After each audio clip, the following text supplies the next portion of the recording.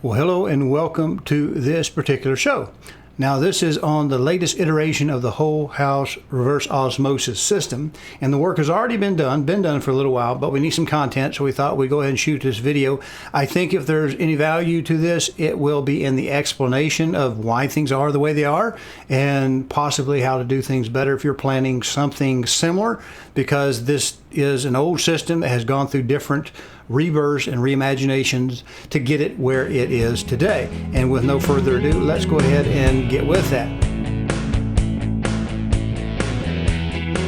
Well, welcome to the talky part of this particular video. And as you can see, we have a couple of things going on here. You see those two round pans? Well, they are original from when the plumber originally did the work on the house when we built it.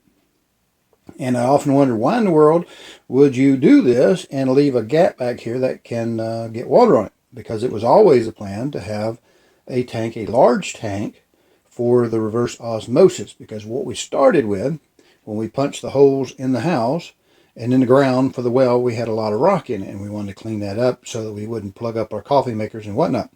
So we always had to plan to use this. In the first iteration of this, I have to give you a little bit of background, else it won't make sense. Was built with basically an under-the-counter, under-the-sink type of RO system with just a huge tank, because it was big enough to produce the water we needed for the ice makers and the sinks and the vanities to brush teeth and that kind of thing to cook with, but it wouldn't produce it quick enough to recover. So we used a large, well-made tank. That's a 6-gallon pull-down, which means it holds about 26 gallons of water, and it works very similar. It's all non-metallic, so the RO and the well water wouldn't eat it. The thing about that is, it has a bladder in there that shrinks down much like the little Playtex nurser bottles that have the little baggies so that, you don't get the air in it. And it just happens to take that much water in order to get the 6 gallons drawdown, and that was sufficient for the needs. The problem with the under-counters are that they leak. They always leak at some point or another.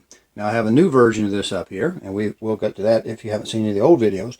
But the reality is they have O-rings, and they swell over time, and they go to leaking, and they would spray down. And this is an avenue for water to get there, and it's a problem. So we'd clean the ceiling, end up painting some of the ceiling after we had a leak, because they don't always tell you when those O-rings give way.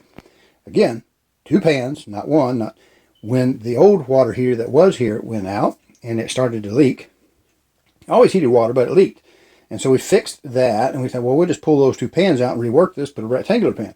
The problem is, right down here, behind that little heater, you see the pipes. That's for the condensate drain from the upstairs unit, and it also has the drain from the catch pan over here. It comes out and drops over. So I really couldn't move that dimension. And there isn't a commercially available plastic pan or even aluminum that I was able to find that was big enough to catch both tanks and be small enough to miss that particular pipe. And that's all put into the floor ceiling assembly below that I can't really get to without cutting the ceiling out.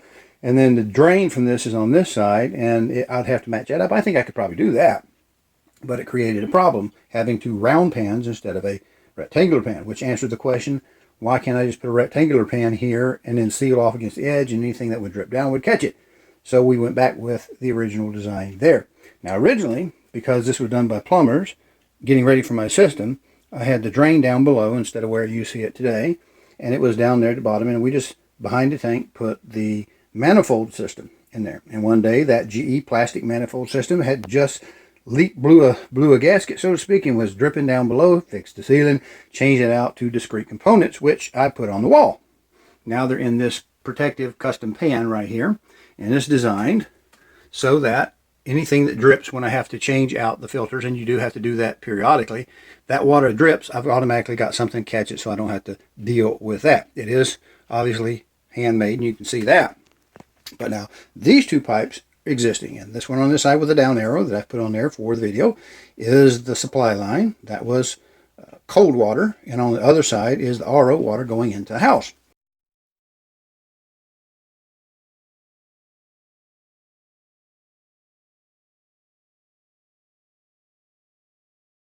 Hey, appreciate you watching. Do me a favor, if you will, subscribe to the channel, either the YouTube or the Rumble channel, which this appears in. And if you can, check the notification bell or settings to make sure that you get notified when new videos are posted. Appreciate it. Well, the problem that I have with that is periodically, because it's got no chlorine left in it, anything to keep it sanitized, give it enough time and it'll get a little bit funky. Now, it may take 2 years to do it. And the way I handled that the first time I detected that was to the side of the unit. I built like a 2 or 3 inch diameter tube that I could use as a reservoir, capped it off, and I'd run the pump, which no longer exists on that bracket. I'd pump water into that bleach, kind of made it where I could add bleach, and inject bleach back into the rail. Now that rail is just like you might expect any other piping in your house. It goes to leads to pipe in the ceiling above the second floor to go to one refrigerator. It goes down in between the floors to the different bathrooms and kitchens, and then under the floor as well. So there's a lot of pipe there. As long as you keep that water flowing, you'll never notice it. It won't have time to set anything up. But when my kids got old and they moved away, I shut off the upstairs water heater. I don't need it. And that cold water then got stagnant and funky sooner. And of course, I didn't know it because I wasn't using the second floor. So it contributed, I think, to the replacement, making the old tank, old water heater, upstairs water heater, go bad because it only feeds the second story. And that's fine with that. We replaced that, and I already talked about why we didn't replace the pans. But we get a little bit of rust that comes off there. I think I have this. You see, I don't know how this shows up. Against that white, it looks pretty brown, and that's because the water, this tap comes off of the pipe that's very close to the water heater. Oh, and by the way, you know why they make the top of water heaters flat instead of round? You might think it's for convenience, but no, it's so that we have a place to set our junk up there. So that's what that's for. But anyway, we get a little rust out of that, and we come in the supply line out of this in there, and it would turn a little bit of brown. Now, that won't hurt you. It's just a little bit of rust, and rust itself is not bad. It's just iron. It's oxidized iron, and it's not bad, but it looks a little bit bad. And you can see it through that semi-clear material. So we have, in this iteration, we've sprung for the fancy pipe to color code it. Now, I don't have to have a color code. It doesn't matter what color the pipe is, but I did it so I could illustrate what's where in the system. So the next iteration was I would take these loose, these piping loose, this little tubing loose, and jump it across so that I could run city water, which has chlorine in it, into that rail that goes throughout the house to help then push sanitized water with enough residual chlorine to keep stuff out of it. And I'd run it through the system, and at the taps that I weren't using, I could run chlorinated water, and it would help kill everything off. The bleach did the same thing, but it wasn't as controlled, and I could get a little bit too much bleach, and it would wipe out the valves I'd later have to replace.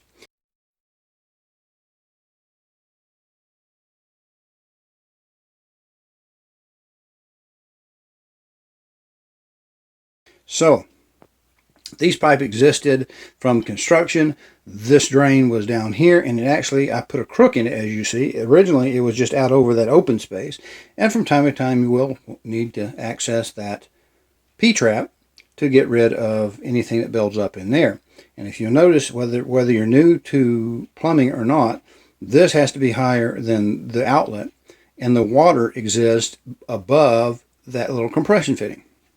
So if you took it off, I had to fight the water and act like a 5-year-old trying to hide something from mama to try to get the water down here. Now this goofy looking little pan is new, and it's added in there, and it is silicone with some clear silicone up at top. Now it was put there just to stop when I branched out the bypass water. Now I've improved that with this setup. When I replaced the tubing, I made it where I can just turn that valve on to let potable water, and it's potable, not potable, city water go from here into the rail system for sanitizing the pipes. Because I'm obviously not going to replace the pipes. I can replace the tubing easy enough, but I can't really replumb the house every so many years. So the way I do that is I leave these two pipes on, and this particular type of GE filter, you can turn that filter off. You can either bypass it, run it through the filter, or turn it off. So I'll turn that off so I don't push chlorinated water into the membrane and ruin the membrane. So I'll turn that off to stop all of this up, come down here, open that valve, and it will let that water go through there for cleaning of the pipes.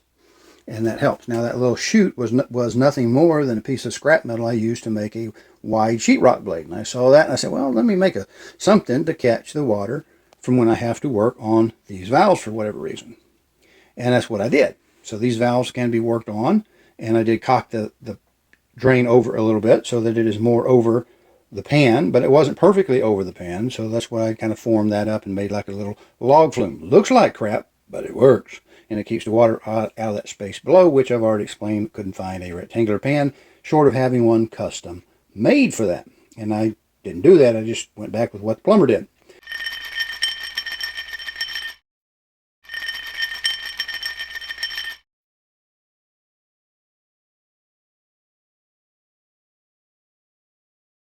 And it works pretty well. Now you'll see I now have opaque piping, and I'm running a yellow pipe. That's kind of the color scheme I had going, and I use it for the inlet. It comes out of the inlet, and this was also clear, and I made it white. I get a little bit of rust that comes off of that pressure gauge. Those have to be replaced because, you know, RO water eats metal. It'll actually, if you drink nothing but reverse osmosis water, it will rob your bones if you don't get enough calcium. So that's what that is. Now the blue line represents what's coming out. It comes out. The blue and yellow is the finished water that goes into the system. That's blue and yellow. And the solid blue is the output from the membrane. And it just comes up and runs around here and through the permeate pump. Now what that permeate pump does is it keeps you from running water 24/7, 365. It also brings up the production, the volume of water that's produced, and it works really well as a regulator. Now we do have a restrictor, and what this does, it keeps a little bit more back pressure on that brine line on the other side so that it just doesn't flow and waste a lot of water. So that's pretty well much it for this fix. I will tell you this, I don't know about you, but some of these things, such as that device, the last one I had went almost 20 years, which is way past its useful life, but you can replace the O-rings in those little fittings if you need to. Now I have spares for all of them, and I don't think I'll need these, but I can, if I need to, re-ring any of those connections. You can pull out the catcher and dig out with a needle or something, a sharp finishing nail to dig the old ring out when it gets stiff and hard, and put one of these new ones in there, and that works for that. I interrupt this video for a giveaway. Who doesn't like free stuff? Now you saw the permeate pump that I had up there. I just got finished talking about. Now this is the original one. This one is dated 5/26 of 04, and it went about 17 years before it was replaced. And I bought a new one. I talked to the people in Irvine, California, Aquatech in Irvine, California, and they helped me figure out how to just stop the leakage, because I had I'd taken the tubing off, and once I disturbed the tubing, I had one of the connections was leaking. They helped me with a trick to see if I could then put some new O-rings in there, and it went another 6 months, a year, something like that, but eventually it stops. Now how these things work, I want to tell you what these things do. If you have an RO system, one of these might be useful to you. If you don't have an RO system, it's not going to be much good to you. But it has an orientation. It has to go up, and this side is how you mount it. You mount it sideways, as you saw in the video. And we have the brine. You have the water that would normally go to waste going out down the drain. It comes into, you'll take that out instead of going to drain, you'll run it into the pump and take out of the pump into the drain where your old pipe was. And what it does, it uses that wastewater, that salt water, that rock water. It drives the pushing side inside of this diaphragm pump. And so what happens, one of the things it does, one of the benefits is it works like a cutoff switch. So when it finally gets enough pressure on the other side, it quits operating for the amount of pressure on the brine side, and it just cuts off. And then so you're not wasting water in the drain that's not being useful for anything. So it has no batteries, no wires, no nothing. It's all mechanically driven, diaphragm rate by ratio of diaphragms, and what it does is uses that wastewater to drive it. On the other side, the way you'd plumb it in is you would take your line off of the membrane and run it from the out of the permeate to the in on the pump, and out of the out into the system where your tanks and the rest of it is. And what that does is it increases your delivery pressure for certain, and it increases your production during the day, or decreases your refill time, however you want to call it, and it works very simply. The pressure on the brine side is what's kind of controlling the maximum on this side, and it's a little pump in there. And what happens, it has to obviously be higher pressure than what your system or your tank has in it in order to push the water into the tank, right? Well, once it does that, it obviously has moved that water. It's lower pressure on the other side of the membrane, and so now that's low pressure, and so you have a bigger pressure differential across your membrane. So if you had like 60 psi on your membrane on one side, and you had 40 psi on your tank, you're only going to see that pressure differential. When this thing pumps, it dumps that out, and now it's able to refill again and recycle. And again, it also works as a cutoff switch. They're a pretty neat little device. Now this is the old style. You see, if I can get my finger in the right direction, rotate this. There we go. See that style, that little blue Aquatech, Irvine, California. And here is the new series that they're currently producing. I've just gone out of focus. Let me do my GQ. All right, you see right there, it's NSF approved. It has the same markings, orients the same way, and you see that the round logo, this is a new one. And so it says on this is the ERP 1000. It's for up to 100 gallons per day membrane RO systems and for maximum pressure of 100 psi. ERP 1000. They also make one that's for smaller systems. I think it's the ERP 500, I'm guessing it is, something like that. You can find these things on Amazon if you just want to buy one. And other places, obviously websites, and I imagine Aquatech will sell you one. Well, a lot of well places will have these, but I've got an extra one, and I will send it to someone in the lower 48 of the United States. I'm doing that because I'm just going to put it in a flat rate USPS box. You'll get it and the mounting clip that comes with it. I think there's also maybe a piece of paper instruction in there, and maybe a little coil of LDPE tubing. Now, how can we do this? Well, you can have multiple chances to win in a specific way. Now, I have 3 video channels where a different version of this video will occur, where you'll find it. Over on Rumble, I have a Del Hollow Productions over there. If you'll do me the click, like, and subscribe, or the comment, like, and subscribe, I'll see your handle that you use there. And if you go over to Del Hollow Productions on YouTube, the old channel, the old channel, you can do the same thing on that side. And again, if I get a like and a subscribe over there, you'll see my videos. You don't have to watch them all, but it helps the producers of these films, these type of things, go up, because the algorithms see the number of likes and they say, well, oh, people's interested in this kind of stuff. We'll put it up in the search results so people will see it. I also have a real estate page, and I think that's how I'll use to find you guys, is on a site, or the website calldeltosell.com. That's one L in Dell, but if you call calldeltosell.com, you'll see it's obviously a real estate page. Just drop me a note, if you will, and say, hey, I'm interested in that permeate pump. Here's my email address. Maybe I'm not interested in Middle Tennessee real estate. You can tell me that. It won't hurt my feelings. I may send you something from time to time just because you're in the system, but I won't try to hound you for certain. And what I can do is, with that'll be closed between me and you, and it's not likely to get hijacked or having anything nefarious. And there's also a link to the Call Del to Sell YouTube channel where you can do the like and subscribe over there, because that will help me too. But these things retail, like I say, they're about 50, 65 bucks, maybe 65, 70 for the 1000 versus the smaller ones. I'll give one of those away.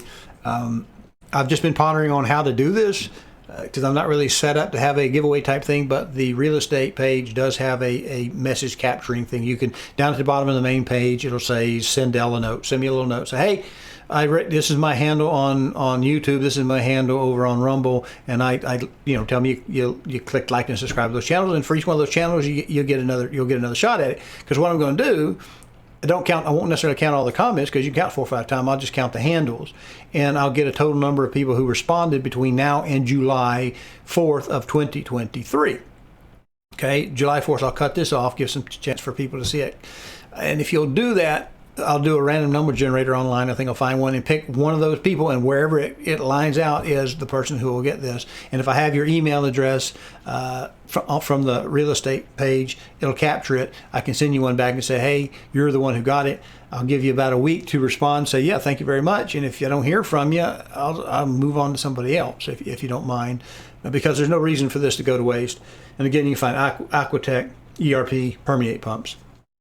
It's a pretty interesting device. If you've got an RO system, it'll increase your production and cut down your wasting of water if you don't have a cutoff switch. So that's it. Let's get back and finish this video up. I will show you this. You do have to change the filters. These are the last batch, and you can see how it looks really white because all the carbon has kind of come off of that, and it probably won't be long. I'll have to replace the membrane, because we need to take on that white line, or I'm sorry, on the yellow line, we need to take the chlorine out so that the white line has no chlorine in it to get to the membrane, because chlorine, bleach, chlorinated water, potable water that has a sanitizer in it will eat that membrane. It'll pass the gas through, but it'll catch the rust particles and anything else in a rock and that sort of thing. So we can check the total dissolved solids at each of the taps, or one of the taps, to flow enough out of it to see if that membrane has been compromised through age. So there's where we are. We did spring for fancy yellow, blue, and white pipe, because we flexing up here now. The red is original. We flexing with this money. We had a special order because we couldn't find it local, but there we have it. So this is just a little bypass so we can clean our pipes out every so many years. We'll just shut the system down, isolate it, and just run regular city water through it, which will clean the pipes up. So there's pretty well much it. If it has water on it, you can count on it leaking at some point. So this last iteration, I did make that pan. It catches that wonderfully. Do have to change these out. It actually encourages me to change them more frequently. Again, we have to change the membrane out, the RO membrane out from time to time. That also catches that water. And this little goofy thing here, although it looks like the devil, functions well to catch anything that drips from this. Now, hopefully, I won't have to actually replace that line since I made it permanent, instead of just disconnecting the guest fitting and putting a jumper between it and running the water. So that's all of this particular little deal. Again, if it's one of those under sink jobs, the code does not require a drip pan because it is not a tank, but it will leak and take out the bottom of your cabinet or cause some damage. That white paint, you see a little bit of the original kind of off-white. This is an outdoor grade semi-gloss, I think it is, so that we protect the sheetrock from any of the water that might drip on it from causing damage to the sheetrock. And of course, when we took the pans out and the water heater out, we tried to seal up around the baseboard and the roll vinyl to make sure that any water that happens to drip stays on this side of the ceiling. What do you think?